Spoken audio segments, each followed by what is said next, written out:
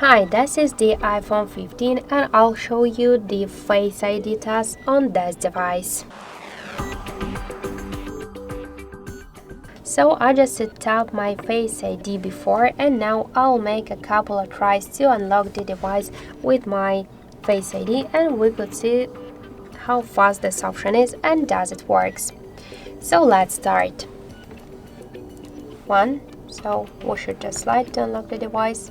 2, 3, 4, 5.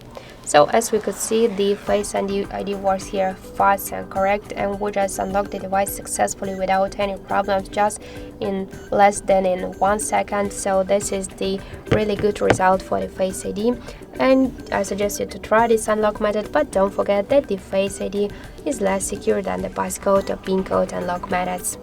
So that's it, thank you for watching, and if you like this video, leave thumbs up and subscribe our channel.